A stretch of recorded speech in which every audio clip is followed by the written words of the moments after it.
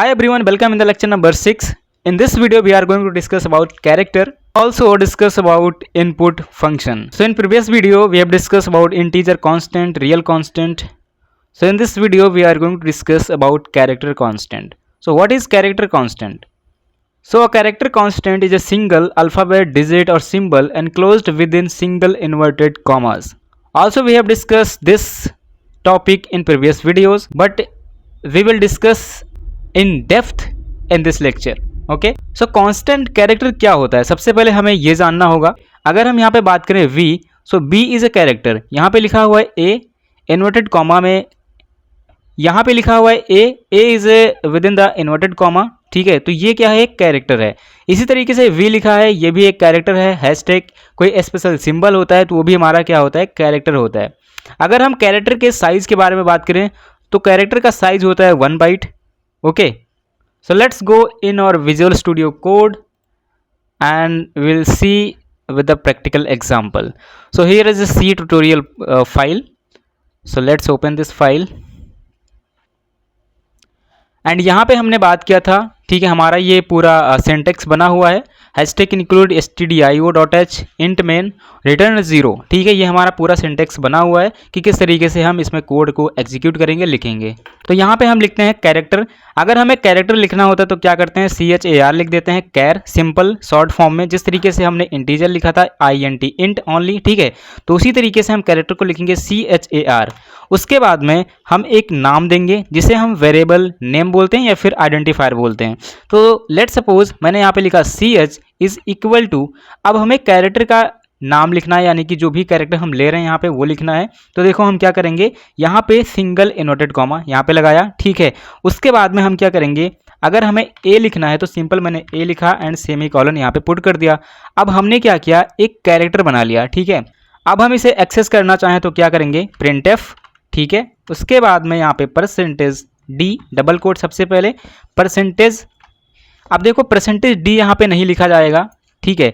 %d कब लिखेंगे अभी मैं आपको बताऊंगा. लेकिन यहाँ पे अगर हमें सिर्फ और सिर्फ a को एक्सेस करना है तो जिस तरीके से हम यहाँ पे इंट डेटा टाइप ले रहे थे तो हम क्या ले रहे थे, %d लेते थे. लेकिन अभी हमने कैरेक्टर डेटा टाइप लिया है तो यहाँ पर हम %d ना ले करके यहाँ पे %c लिखेंगे, क्योंकि c is a format specifier of character data type. Okay, यहाँ पे हम कॉमा लगाएंगे एंड ए लिख देंगे. सॉरी, ए नहीं लिखेंगे क्योंकि हमारा वेरिएबल का नाम लिखना पड़ेगा, क्योंकि जो ए हमारा कैरेक्टर है वो उस वेरिएबल में स्टोर हो चुका है. तो हमें एक्सेस करने के लिए CH लिखना पड़ेगा. तो यहाँ पे मैंने लिख दिया CH एंड उसके बाद में यहाँ पे सेमी कॉलन. अब हमारा ये कोड रन होगा या नहीं होगा, एरर देगा, क्या होगा, ठीक है, लेट्स सी. तो यहाँ पे मैं इस कोड को रन करता हूँ. If I run this code तो यहाँ पे हमें आउटपुट मिलता है A. सो यहाँ पे मुझे आउटपुट A मिल चुका है और हमारा A जो है प्रिंट हो चुका है. A is a character. Okay, इसी तरीके से अगर मैं यहाँ पे दूसरा कैरेक्टर लेता हूँ, ठीक है, इसी को मैं कॉपी करता हूँ एंड उसके बाद में यहाँ पे Ctrl+C एंड Ctrl+V. अब हम क्या करेंगे, इसको V लिख देते हैं, ठीक है, सिंपल B लिखते हैं, V फॉर बैट. ओके, इसको भी रन करता हूँ एक बार, देखना क्या होता है. अब यहाँ पे थोड़ा एरर देगा, बोलेगा कि आपने कैरेक्टर ए को CH में स्टोर किया है, कैरेक्टर B को भी CH में स्टोर करना चाहते हैं. चलो देखता हूँ, इसको रन करता हूँ एक बार. यहाँ पे रन किया, देखो एरर क्या आ रहा है, redefinition of CH, care is equal to CH is equal to V. यहाँ पे V स्टोर है, ठीक है, और प्रीवियस में भी हमने CH में ही A को स्टोर किया है. तो इस तरीके से कह रहा है कि इसको चेंज करो, दूसरा नाम दो. तो यहाँ पे मैं दूसरा नाम देता हूँ, CH2 लिख देता हूँ and now we will run this code. So let's see, यहाँ पे देख सकते हो, यहाँ पे A प्रिंट हो चुका है, ठीक है. तो यहाँ पे A प्रिंट इसलिए हुआ है क्योंकि मैंने यहाँ पे चेंज नहीं किया, यहाँ पे 2 लिखना पड़ेगा, अदरवाइज हमारा A ही प्रिंट होगा. तो यहाँ पे मैंने क्या किया, 2 लिख दिया, क्योंकि CH2 यानी कि कैरेक्टर, दूसरा वाला कैरेक्टर हमें प्रिंट करना है. तो यहाँ पे CH2 लिखा और यहाँ पर भी CH2 लिखेंगे. अब इसको हम रन करेंगे, देखना क्या होता है. यहाँ पे B प्रिंट हो चुका है, ठीक है. आई होप आप सभी को कैरेक्टर समझ में आ चुका होगा. एक सिंबल कैरेक्टर लेकर के आपको बताता हूँ. कैर यहाँ पे लिखेंगे, उसके बाद में यहाँ पे मैं लिख देता हूँ सिंबल SI. चलो सिंपल के लिए मैं यहाँ पे क्या करता हूँ, CH3 लिख देता हूँ, ठीक है. CH3 is equal to inverted comma और यहाँ पर मैं लिख देता हूँ @ ठीक है। अब @ भी एक क्या है, कैरेक्टर है, ठीक है। इसको मैं चलिए प्रिंट करता हूँ यहाँ पे, तो कैरेक्टर 3 और इसको मैं रन करता हूँ। अब जैसे ही मैं इसको रन करता हूँ, देखो यहाँ पे @ प्रिंट हो चुका है, ठीक है। अब हम बात करते हैं ASCII वैल्यू के बारे में। सो ASCII वैल्यू क्या होती है, सबसे पहले मैं यहाँ पे नोट्स पे आ जाता हूँ। उसके बाद में यहाँ पे देखो, a sequence of bit that is stored in the memory in place of that character. उस कैरेक्टर की जगह पर हमें क्या देता है, एक नंबर प्रोवाइड करता है। यहाँ पे प्रैक्टिकल देखते हैं तो ज़्यादा अच्छे से समझ में आएगा, ठीक है। यहाँ पे मैंने कैरेक्टर डिक्लेयर किया है AV @V। अब इसका हमें ASCII वैल्यू प्रिंट करना है, तो किस तरीके से करेंगे, देखो सबसे पहले हम क्या करेंगे, इसको कॉपी करेंगे, ठीक है। यही लिखा है printf %c, लिखा रहने दो। यहाँ पे C को हटा करके हम यहाँ पे लिख देंगे D, क्योंकि जो नंबर होता है वो हमारा D होता है, यानी कि %d होता है, और उसे हम इंट बोलते हैं, है ना। तो इंट के लिए हमें %d लगाना होता है, तो इसलिए हमने यहाँ पे %d लगाया है। समझ में आया। अब हम यहाँ पे CH4 को प्रिंट करना चाहते हैं, V लिखा हुआ है। अब B को देखते हैं कि इसकी ASCII वैल्यू क्या होती है, ठीक है। तो इसको मैंने प्रिंट किया, अगर यहाँ पे प्रिंट किया तो देखो यहाँ पे क्या प्रिंट होकर के आ रहा है। तो यहाँ पे प्रिंट होकर के आ चुका है 118 118। तो इसका जो ASCII वैल्यू होता है वो क्या होता है, 118 होता है, ठीक है। ASCII का मतलब क्या होता है, American standard code for information interchange, ठीक है, इसका फुल फॉर्म होता है। अभी बस इतना समझना है आपको, ठीक है।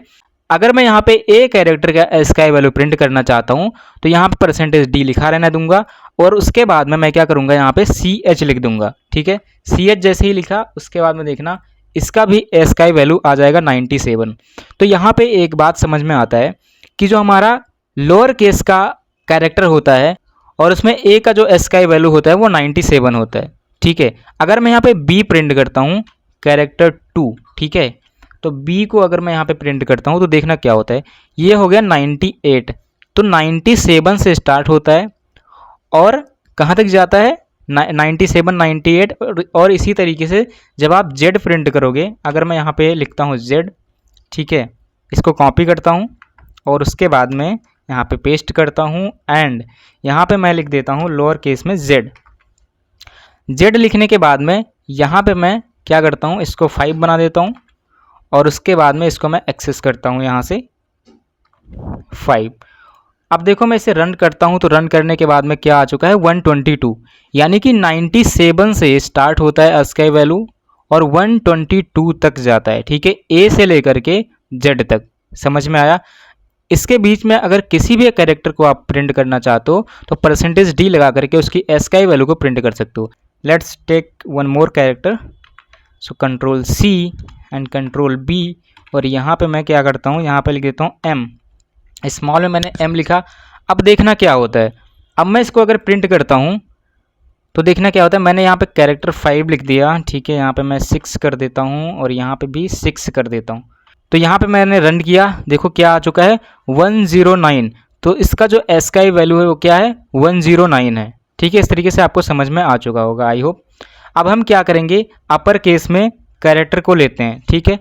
अपर केस में लेंगे तो क्या होगा, देखो यहाँ पे मैं इन सभी को चेंज करता हूँ। जैसे मैंने यहाँ पे लिखा है A स्मॉल में, A यहाँ पे कैपिटल में लिख देता हूँ, B मैंने स्मॉल में लिखा है, B को कैपिटल बना देता हूँ। अब देखना क्या होता है, एक बार मैं इन सभी को एक साथ में प्रिंट करता हूँ, ठीक है। इसको मैं कॉपी करता हूँ एंड पेस्ट करता हूँ यहाँ पे 2 3 4 एंड 5 6, आई थिंक 6 कैरेक्टर है, ओके। सो गाइज यहाँ पे मैंने क्या किया है, CH लिया, ठीक है। CH को मैंने यहाँ पे एक्सेस करने के लिए लिख दिया printf %d CH।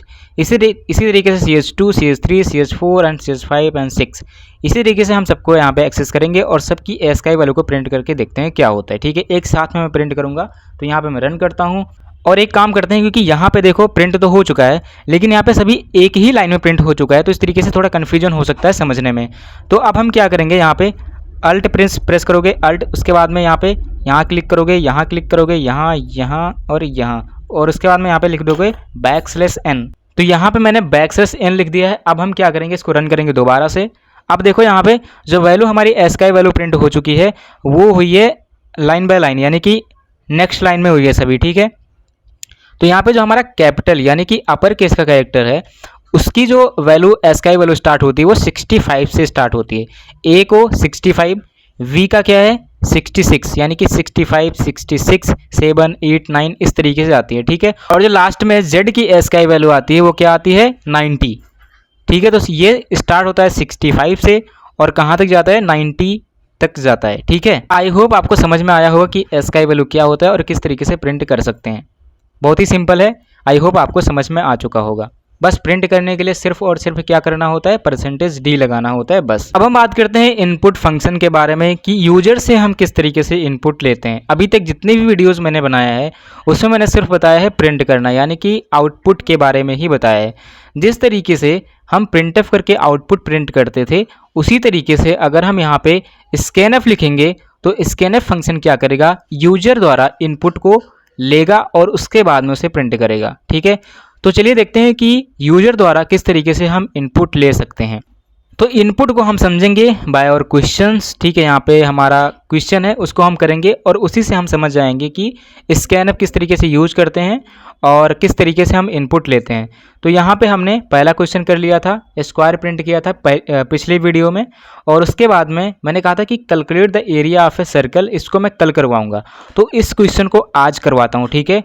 कैलकुलेट करना है, क्या करना है, एरिया ऑफ ए सर्कल, यानी कि सर्कल का एरिया कैलकुलेट करना है। इसका फॉर्मूला क्या होता है, अगर आपको फार्मूला नहीं पता है ना तो सिंपल क्या करो, गूगल पर जाओ और वहाँ पर फार्मूला इसका पता कर लो। इसका होता है πr², ठीक है। तो चलो इस क्वेश्चन को करते हैं। तो यहाँ पे मैंने इसे कमेंट कर दिया है। अब मैं यहाँ पे क्वेश्चन करवाता हूँ, ठीक है।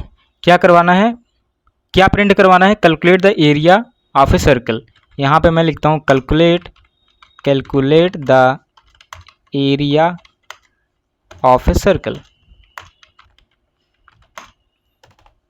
अब मैं क्या करूँगा, इसमें एक कोड लिखूँगा जो कि एरिया प्रिंट करेगा सर्कल का, ठीक है। तो यहाँ पे मैं क्या करता हूँ, फ्लोट लेता हूँ, क्योंकि हमारा जो सर्कल होता है ना उसमें जो वैल्यू आती है वो डेसिमल में भी आ सकती है, तो इसलिए मैंने यहाँ पे फ्लोट लिखा है, ठीक है।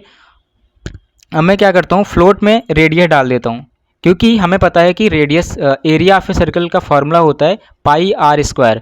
पाई की वैल्यू हमें पता होती है और r² हम यहाँ पे निकालेंगे, यानी कि r अगर हमें पता है तो r का स्क्वायर कर देंगे, उसके बाद में उसे मल्टीप्लाई कर देंगे पाई से, तो हमारा एरिया निकल आएगा, ठीक है। तो यहाँ पे मैं क्या करता हूँ, रेडियस यहाँ पे लिखता हूँ, रेडियस, ठीक है। रेडियस के लिए हम यहाँ पे रेडियस मैंने नाम दे दिया क्योंकि ये वेल डिफाइंड नाम है और इसको कोई भी देखेगा तो उसको समझ में आएगा कि हाँ इसमें रेडियस स्टोर है, ठीक है। रेडियस इज इक्वल टू, अब मैं यहाँ पे क्या करूँगा, इसको सिर्फ ऐसे ही रहने देता हूँ, ठीक है। मैंने कर दिया एक वेरिएबल डिक्लेयर कर दिया रेडियस नाम का। इसमें हम यूजर द्वारा इनपुट लेंगे, यूजर से बोलेंगे कि आपका जो रेडियस है वो क्या है हमें बता दो, और हम आपको बता देंगे कैलकुलेट करके कि सर्कल का एरिया क्या है। समझ में आया कि इनपुट किस तरीके से लेना है। देखो यूजर से हम यहाँ पे इनपुट ले रहे हैं, ठीक है।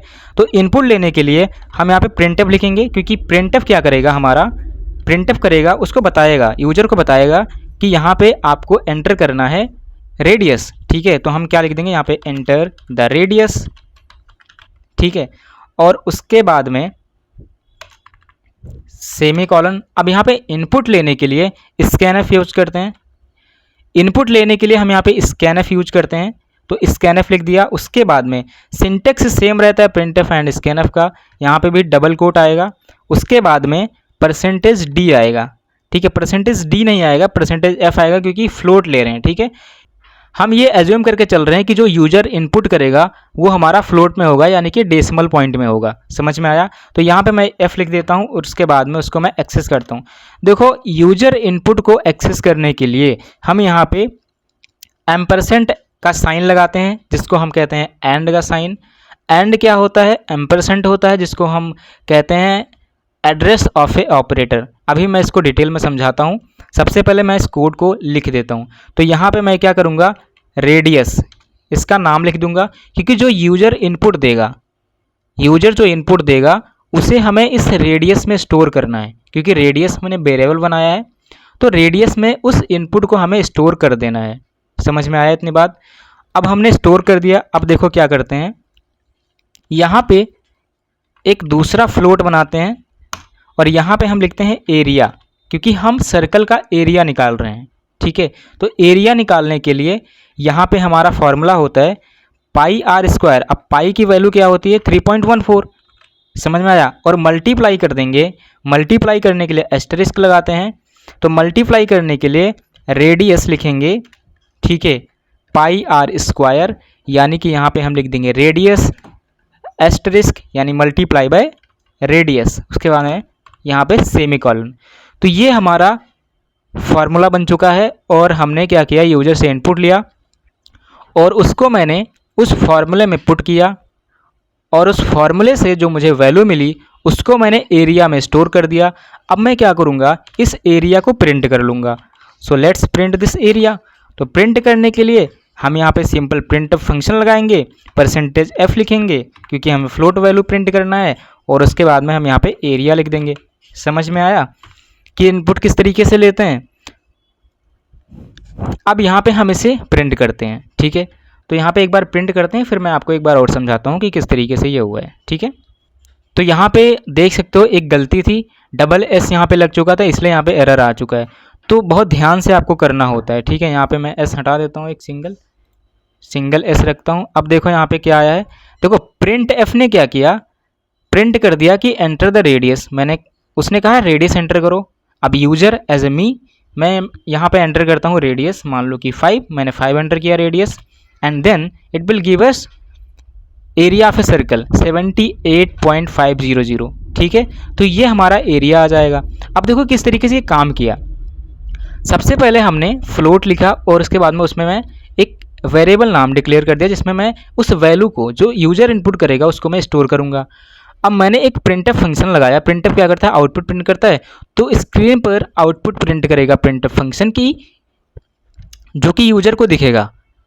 एंटर द रेडियस, अब वो क्या करेगा, रेडियस को एंटर करेगा अपना। अब उस जैसे ही रेडियस एंटर करेगा तो उस वैल्यू को क्या करेंगे, हम इस रेडियस में स्टोर कर देंगे बाय यूजिंग एम्परसेंट। एम्परसेंट क्या है, एड्रेस ऑफ ऑपरेटर, यानी कि उस यूजर द्वारा जो वैल्यू है उसको किस मेमोरी लोकेशन पे, यानी कि जो रेडियस है ना उसका भी एक मेमोरी लोकेशन होता है, एक एड्रेस होता है, तो उस एड्रेस पर हम उस वैल्यू को स्टोर कर देंगे। तो इसलिए हम यहाँ पे एम्परसेंट यूज करते हैं। समझ में आया।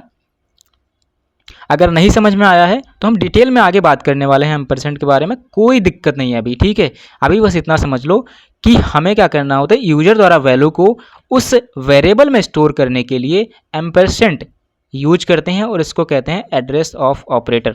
ओके, अब जैसे ही ये वैल्यू यहाँ पे स्टोर हो चुकी, मैंने यहाँ पे प्रिंट करवा दिया एरिया, और हमारा एरिया आ चुका है। और एरिया का यहाँ पे फॉर्मूला मैंने लगा दिया कैलकुलेट करके, इसने क्या किया, एरिया में वैल्यू डाल दिया और एरिया को मैंने यहाँ पे प्रिंट करवा दिया। आई होप आपको इनपुट समझ में आया होगा कि किस तरीके से यूजर से इनपुट लेते हैं। यहाँ पे क्वेश्चन नंबर 4 है, write a program to increment character a by 1।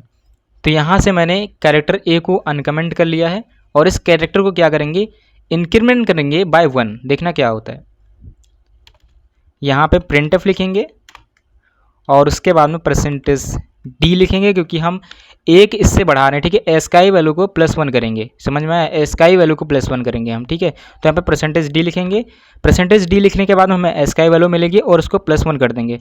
तो देखो कैसे करेंगे, यहाँ पे मैं CH लिखता हूँ क्योंकि CH में ए कैरेक्टर स्टोर है। अब CH को +1 कर देता हूँ यहाँ पे, ठीक है, बाय 1 इंक्रीमेंट कर देता हूँ। तो देखना क्या होता है, जैसे ही मैंने CH +1 किया तो यहाँ पे मैं इसे रन करता हूँ, क्योंकि कैपिटल ए कहाँ से स्टार्ट होता है, 65 से स्टार्ट होता है। तो +1 किया तो एस का वैल्यू +1 बढ़ चुकी है, यानी कि 66 हो चुकी है। तो इस तरीके से ये क्वेश्चन करना था आपको। आई होप आपको समझ में आया होगा, ठीक है। अगले क्वेश्चन में बढ़ते हैं। अगला क्वेश्चन क्या है हमारा, write a program to print s का वैल्यू ऑफ @ इसको मैंने किया था शायद, है ना, कर रखा है। ये देखो यहाँ पे @ लिखा है, इसको मैं अनकमेंट करता हूँ और इसी को मैं दोबारा प्रिंट करता हूँ, ठीक है। तो यहाँ पर मैं इसको कट करता हूँ एंड नीचे लिखता हूँ, ठीक है। अब मैं क्या करूँगा, इसको मैं कमेंट कर देता हूँ।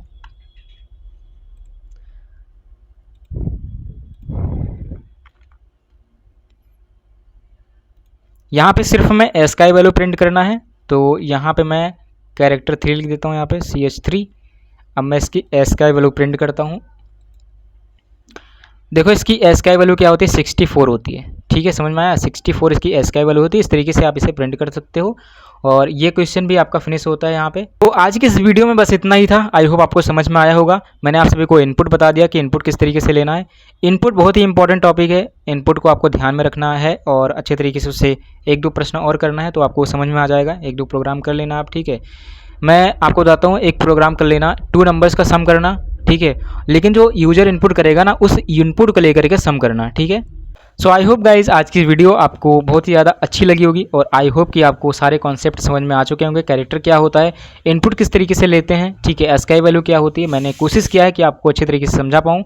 अगर आपको वीडियो थोड़ी सी भी पसंद आई है ना, तो वीडियो को लाइक कर देना, अपने दोस्तों के साथ शेयर कर देना और रेगुलर अपडेट पाने के लिए चैनल को जरूर सब्सक्राइब कर लेना, क्योंकि मैं प्लेलिस्ट बना चुका हूं और वहां पे मैं 1 बाय 1 वीडियोज अपलोड कर रहा हूं। अगर आप सब्सक्राइब नहीं करोगे तो आपको वीडियोज नहीं मिलेंगी। Thank you so much for watching this video. I will see you in the next video. Bye bye.